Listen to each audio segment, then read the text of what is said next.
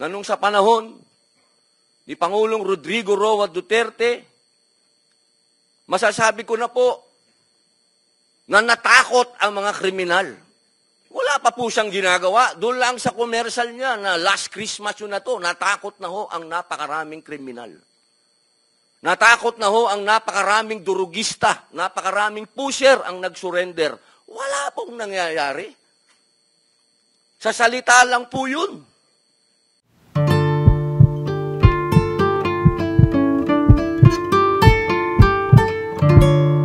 A'udhu billahi minasyaitanir rajim. Bismillahirrahmanirrahim.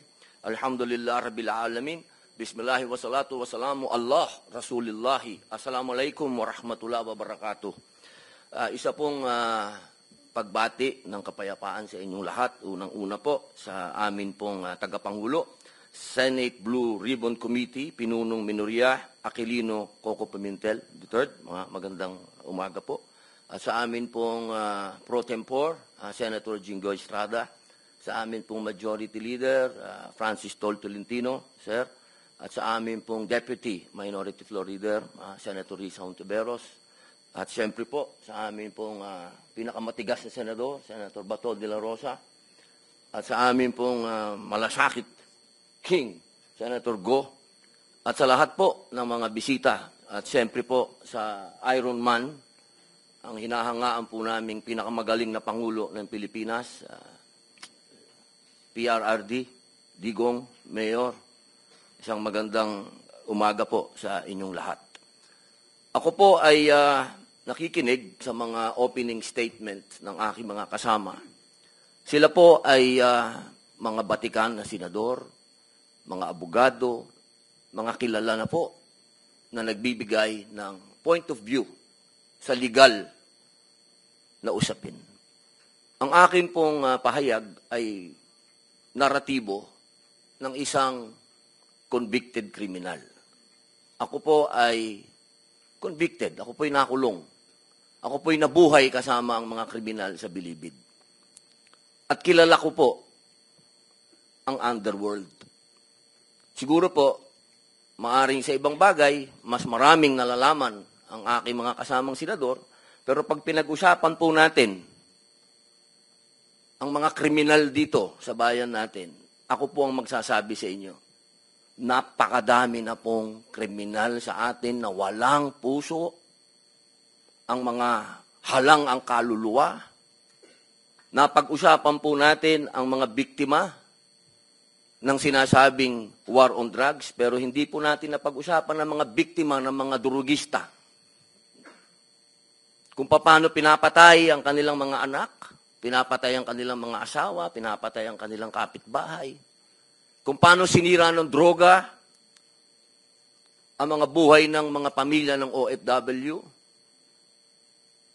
Kung paano po sa loob mismo ng Bilibid, kung saan po ako nakulong ng 3 taon at ginawa ko pang pelikula ito. Ang pangalan po ng pelikula, maaari niyo pong panoorin, Hari ng Selda. Dito po ay ibinunyag ko na sa loob mismo ng Bilibid ay nagluluto ng shabu.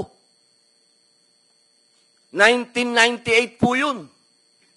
Kung bibilangin po natin yung taon na yun, hanggang sa dumating ang Iron Man, ilang taon po yun.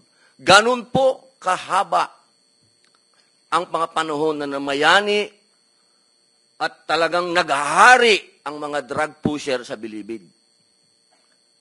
Alam niyo po, mga mahal kong kababayan, wala po, totoo po.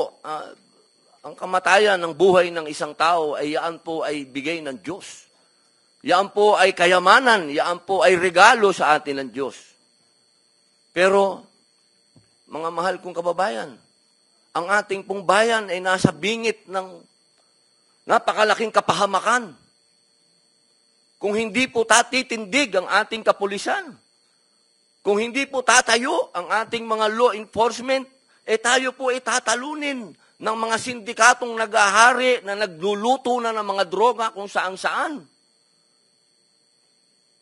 Mga mahal kong kababayan, ang datos po ang magsasabi na nung sa panahon ni Pangulong Rodrigo Roa Duterte, masasabi ko na po na natakot ang mga kriminal. Wala pa po siyang ginagawa. Doon lang sa commercial niya na last Christmas yun na to, natakot na ho ang napakaraming kriminal. Natakot na ho ang napakaraming durugista, napakaraming pusher ang nag-surrender. Wala pong nangyayari.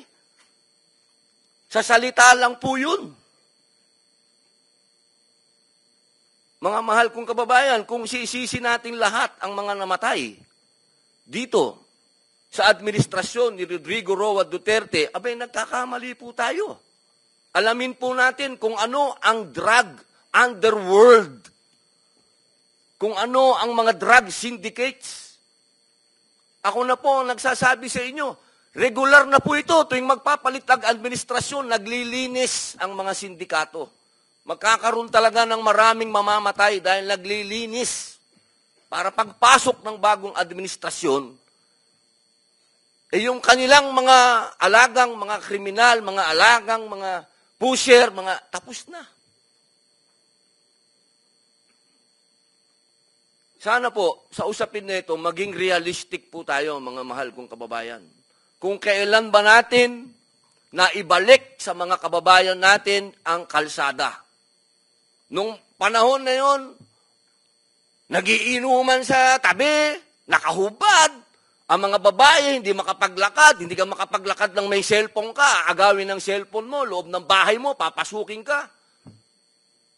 Mga kababayan naman, huwag naman nating haluan ng politika ito.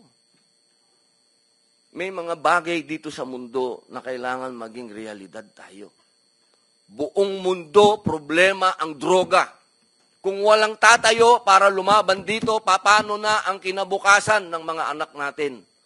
Paano na ang kinabukasan ng bayan natin?